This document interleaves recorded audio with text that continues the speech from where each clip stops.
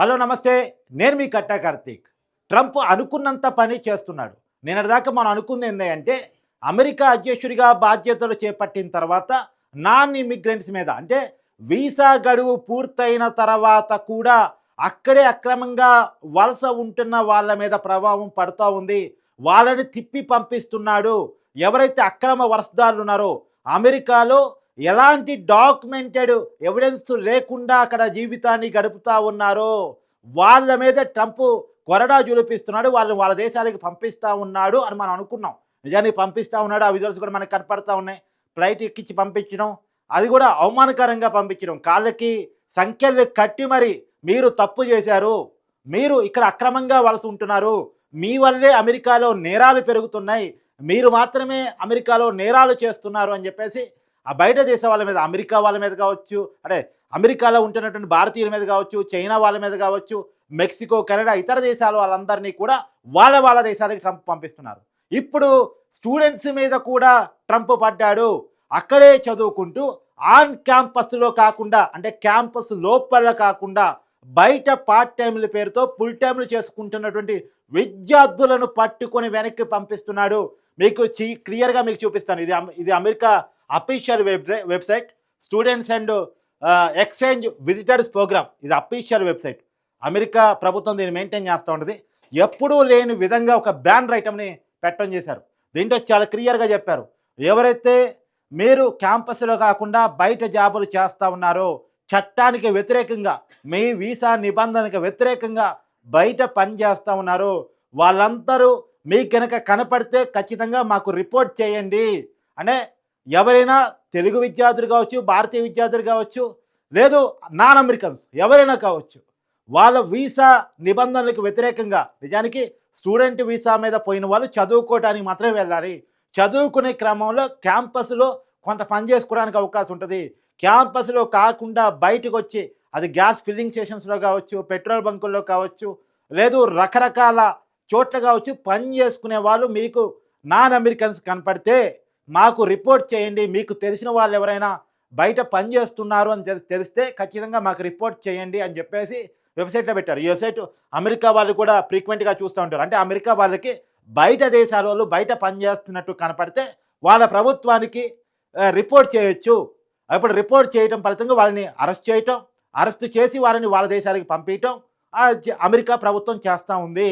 ఇప్పుడు చాలామంది తెలుగు వాళ్ళు కూడా, మన తెలుగు స్టూడెంట్స్ కూడా చాలామంది చదువుకునే పేరుతో అమెరికా వెళ్ళి, అంటే నిజానికి అమెరికా వెళ్ళి చదువుకోవాలంటే 40 లక్షల వరకు ఖర్చు అయ్యే అవకాశం ఉంటుంది. సరే, కొన్ని యూనివర్సిటీ కొద్దిగా ఎక్కువ, కొన్ని యూనివర్సిటీ కొద్దిగా తక్కువ ఉంటాయి ఫీజులు, కానీ దగ్గర 40 లక్షల వరకు ఉంటుంది.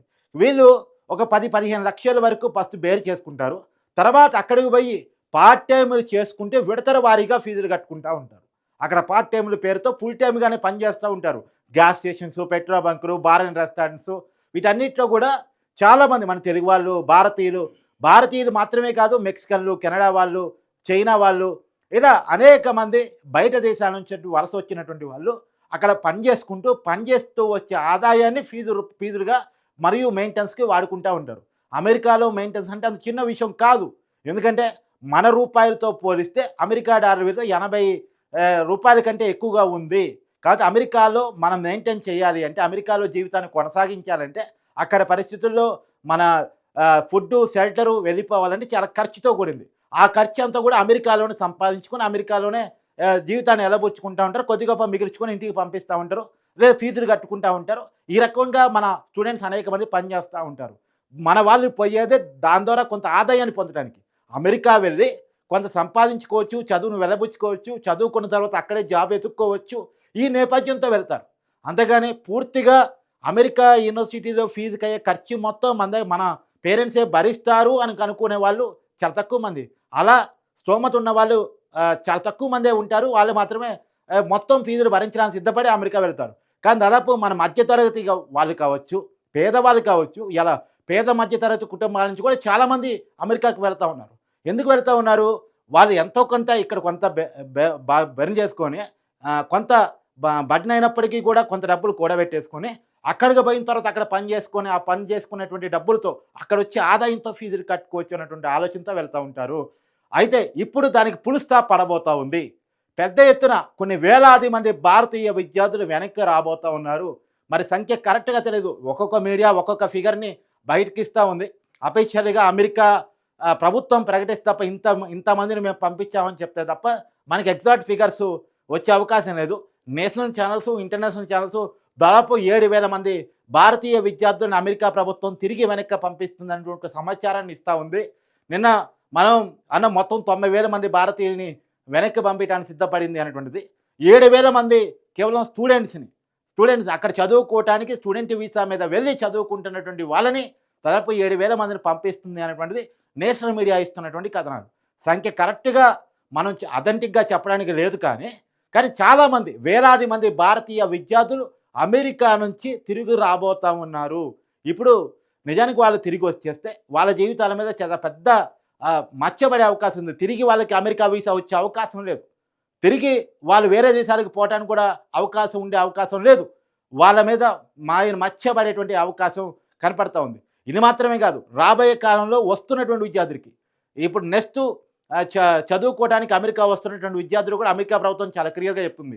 మీరు ఇన్ టికెట్‌తో పాటు అవుట్ టికెట్ కూడా పట్టుకొని రండి. అంటే మీరు ఎప్పుడు వీసా అయిపోతుందో ఆ టైంకి తిరిగి మీ దేశానికి వెళ్ళారా రిటర్న్ టికెట్ కూడా బుక్ చేసుకున్న తర్వాతే మిమ్మల్ని అలో చేస్తాము. రిటర్న్ టికెట్ చూపించాల్సిందే. రిటర్న్ టికెట్ చూపించకుండా అమెరికాలోకి ఎలో లేదు అనేటువంటిది అమెరికా ప్రభుత్వం చెప్తుంది. రెండోది, అమెరికాలో చదువుకోవడానికి వచ్చిన తర్వాత కూడా మీరు బయట పని చేయడానికి సిద్ధపడకండి. మొత్తం చదువుని మీరు ఫీజులు కట్టగలను అనుకుంటేనే అమెరికాకి రండి. కట్టలేము అనుకుంటే అక్కడ పార్ట్ టైంలు చేసి సంపాదించి కడదాము అని అనుకుంటే అలాంటి ఆలోచన పెట్టుకుని అమెరికాకి రావద్దు. మీ ఎక్స్‌పెన్స్ ఏదైతే ఉందో, మీ చదువుకి అయ్యే మొత్తం ఖర్చు ఏదైతే ఉందో, మీ షెల్టరు, ఫుడ్డు అన్నీ కూడా మీరు భరించగలను అనుకుంటేనే అమెరికాకి రండి.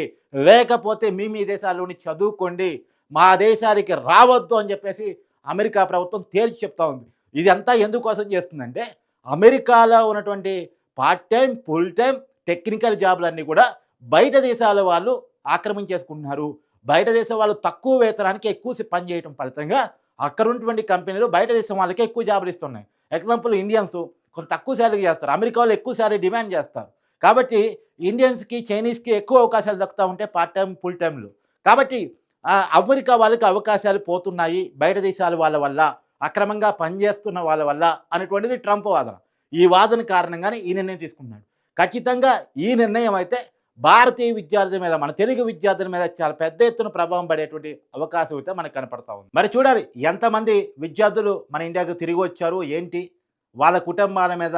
ఎందుకంటే ఆల్రెడీ కొంత ఖర్చు పెట్టుకొని అమెరికా వెళ్ళిన తర్వాత మళ్ళీ వాళ్ళు వెనక్కి తిరిగి వచ్చారు అంటే పడినటువంటి కష్టం, పెట్టిన డబ్బు వృధా అయిపోయినట్టే లెక్క. మరి చూడాలి ఆ కుటుంబాలు ఏ రకంగా ఆర్థికంగా చితికిపోయేటువంటి అవకాశం ఉంది లేదనేటువంటి.